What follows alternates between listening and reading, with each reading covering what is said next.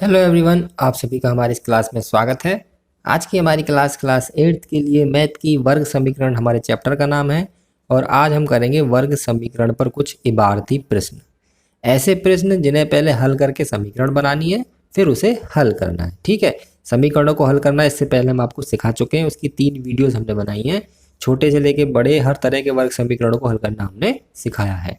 तो अब इबारती प्रश्नों को हल करते हैं। पहला सवाल है, वह संख्या ज्ञात कीजिए जो अपने व्युत्क्रम के बराबर है। तो सबसे पहले आपको ये पता होना चाहिए कि व्युत्क्रम क्या होता है। देखिए, व्युत्क्रम का मतलब होता है उल्टा, यानी कि ऐसी संख्या निकालनी है जो अपने ही उल्टे के बराबर हो। तो ऐसी संख्या देखिए एक होती है, एक और -1, ऐसी दो संख्याएं हैं जिनका उल्टा कर दें तो अभी वो वही आएगा। एक का उल्टा एक ही होता है, -1 का उल्टा -1 होता है। केवल ऐसी ये ही दो संख्याएं हैं पूरी संख्या पद्धति में जो अपने व्युत्क्रम के बराबर होती हैं। पर इसे हल कैसे करेंगे? हल करने का तरीका ये है, सबसे पहले जो हमसे पूछा जाए उसे मान लीजिए। माना संख्या बराबर x और इसका व्युत्क्रम भी निकाल दीजिए। संख्या का व्युत्क्रम, व्युत्क्रम ब्रैकेट में लिख देता हूं मैं, इसका उल्टा, प्रतिलोम भी कह देते हैं, वो हो जाएगा 1/x। जैसे 2 का उल्टा 1/2, 3 का 1/3, x का 1/x। अब प्रश्न अनुसार ये कह रहा है कि ये दोनों आपस में बराबर हैं, कि संख्या जो है अपने व्युत्क्रम के बराबर है। तो ये हमने कर दिया। इसे हमें हल करना है तो सबसे पहले त्रिशी गुणा कर देंगे इसकी इसमें। तो x² बराबर 1। ये एक वर्ग समीकरण बनके तैयार हो गई है। इसे हल करना है। हल करने का सीधा तरीका है, x हटेगा, प्लस माइनस लगेगा, अंडर रूट लगेगा इस तरफ, और 1 का वर्गमूल 1 होता है। तो ऐसी दो संख्याएं हैं, 1, -1, यानी कि संख्या आ गई हमारी 1 और -1, जैसा मैंने पहले ही बताया था। पर सॉल्व इसे हम इस तरीके से करेंगे। ठीक है, अब चलते हैं सवाल नंबर 2 की तरफ। सवाल नंबर 2 क्या कह रहा है उसे पढ़ते हैं। एक वर्गाकार मैदान का क्षेत्रफल 441 वर्ग मीटर है, वर्ग का परिमाप ज्ञात कीजिए। तो सबसे पहले वर्गाकार मैदान का क्षेत्रफल दे रखा है, तो आपको पहले वर्ग के क्षेत्रफल का सूत्र पता होना चाहिए। परिमाप हम जब ही निकाल सकते हैं जब हमें उसकी भुजा पता चल जाएगी। तो सबसे पहले उसकी भुजा को ही हम मान लेंगे x। ऐसा नहीं कि परिमाप को x मान लेंगे, हम भुजा को x मानेंगे। तो इसे हल करने के लिए हम लिखेंगे, माना वर्ग की भुजा बराबर x मान लो, y मान लो, z मान लो, a मान लो, कोई सा भी चर पद मान सकते हैं, x ही मान रहा हूं। और ये मीटर में दे रखा है तो x मीटर मानेंगे। ठीक है, तो माना वर्ग की भुजा बराबर x मीटर। ठीक, अब हमें इसका क्षेत्रफल कितना दे रखा है? वर्गाकार मैदान का क्षेत्रफल दे रखा है 441 वर्ग मीटर, और ब्रैकेट में लिख देंगे ये हमें दिया है। ऐसी चीज़ें ब्रैकेट में लिखने से एग्जामिनर पर आपका अच्छा इफेक्ट पड़ता है। ठीक है, तो ये चीज़ें जरूर लिख देनी चाहिए। वर्गाकार मैदान का क्षेत्रफल मतलब वर्ग का क्षेत्रफल होता है भुजा की घात 2, बराबर दे रखा है 441। अब मैंने भुजा कितनी मानी है इसकी? देखिए भुजा कितनी मानी है, x, तो x की घात 2 बराबर 441। अब ये एक वर्ग समीकरण बनकर हो गई है तैयार। अब हमें इसमें x का मान निकालना है, तो क्या करेंगे, यहाँ से हम वर्ग हटाएंगे, यहाँ प्लस माइनस और वर्गमूल का निशान लगा देंगे। अब क्या करेंगे, यहाँ से 441 का वर्गमूल हम निकालेंगे तो 21 होता है, तो उत्तर आ जाएगा हमारा +-21।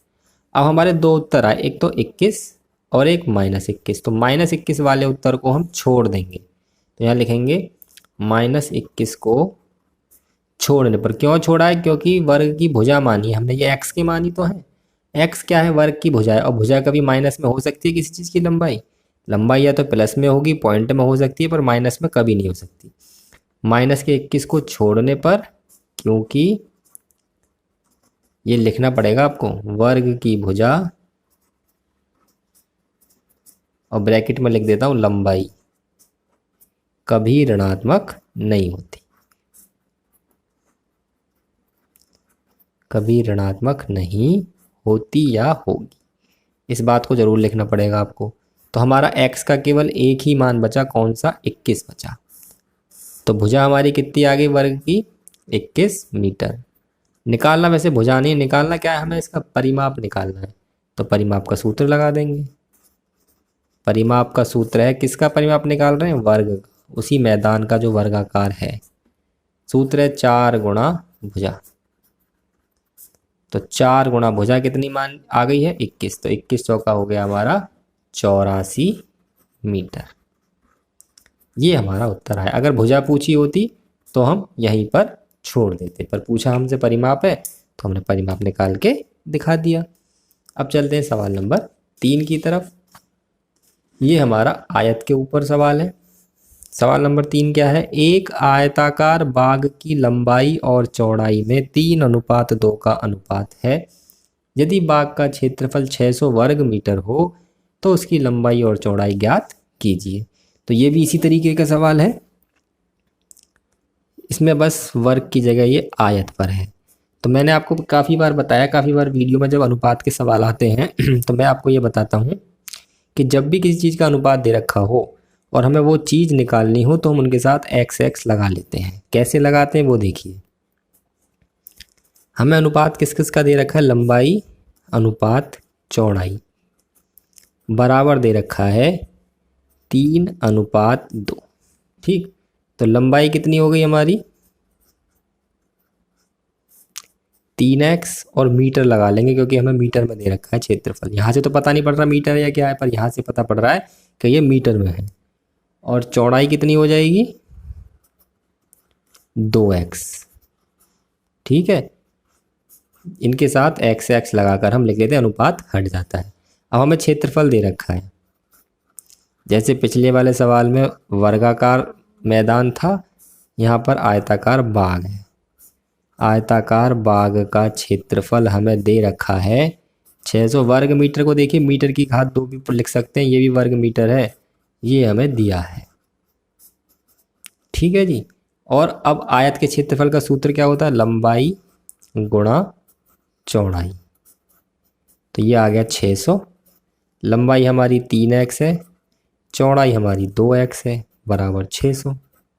ये हो गया 3 दूनी 6x की घात 2, क्योंकि गुणा में घातें जुड़ जाती हैं तो x और x हो गया, x की 2, 3 दूनी 6, 6 आ जाएगा हमारा बटे में, तो x की घात 2 आ जाएगा 600 बटे 6, ये कट जाएगा 100 बार।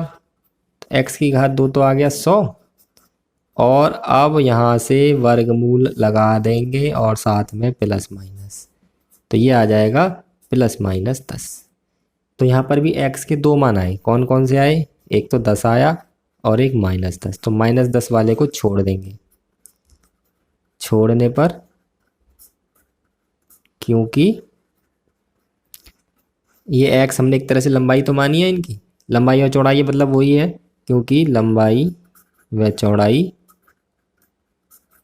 कभी ऋणात्मक नहीं होगी। ठीक है जी, तो ये तो छोड़ दिया हमने, बचा कौन सा, x बराबर 10 बचा। ठीक है, यहाँ के बाद सवाल यहाँ से चालू है, कहीं आप कंफ्यूज आइए क्या चल रहा है यहाँ से, ये यूं जाके फिर मैंने यहाँ कर दिया था कि पेज पे इसी पे आ जाए। अब जो x का ये मान है यहाँ रख दीजिए, लंबाई चौड़ाई निकल के आ जाएगी। तो लंबाई हमारी है 3x, तो वो हो जाएगी 3 गुणा 10 जाने की 30 मीटर, और चौड़ाई है हमारी इसमें 2x जाने की 2 गुणा 10 जाने की 20 मीटर। ये 2 हमारे आ जाएंगे उत्तर, लंबाई 30 मीटर और चौड़ाई 20 मीटर। ठीक है जी, अब चलते हैं अगले सवाल की तरफ। सवाल नंबर 4।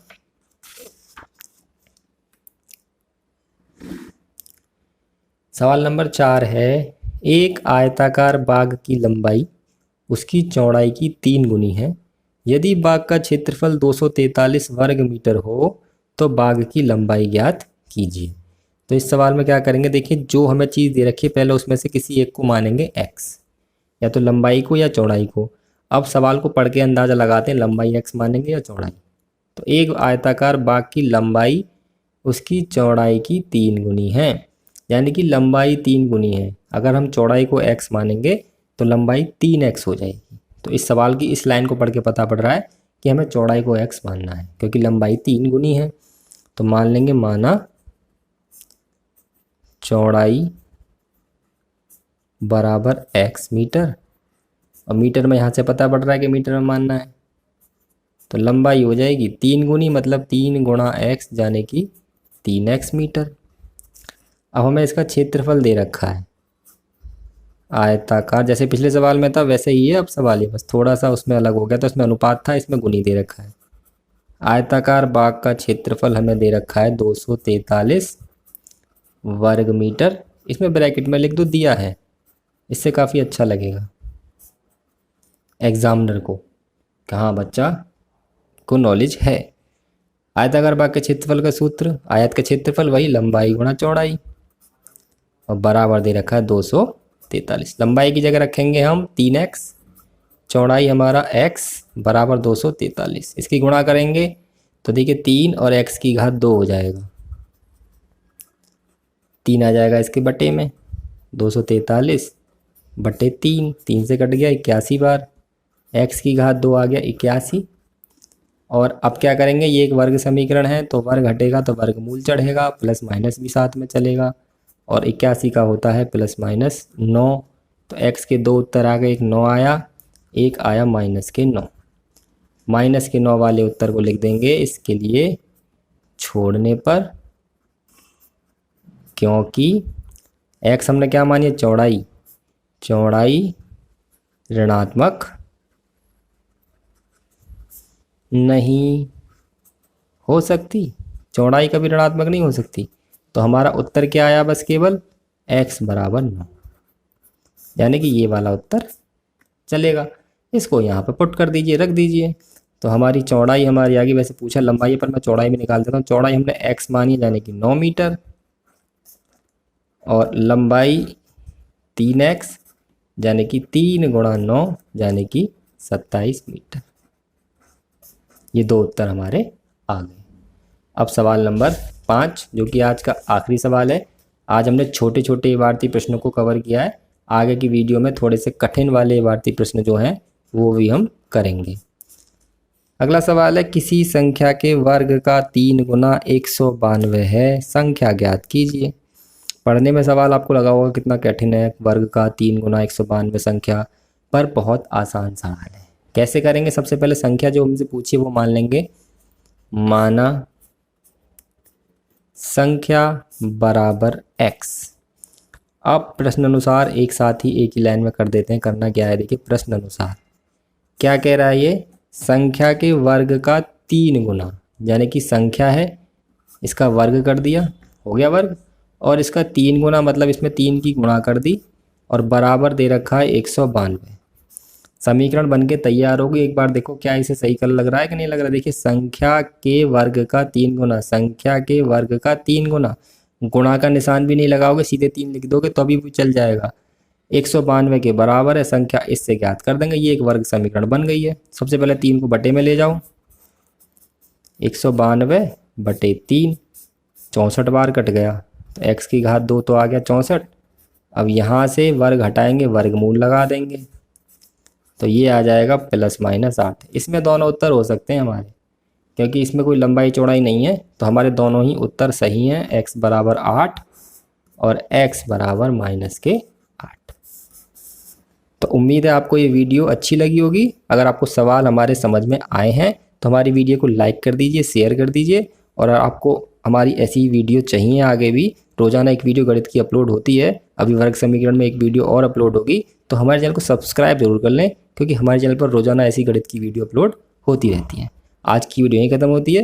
वीडियो देखने के लिए धन्यवाद।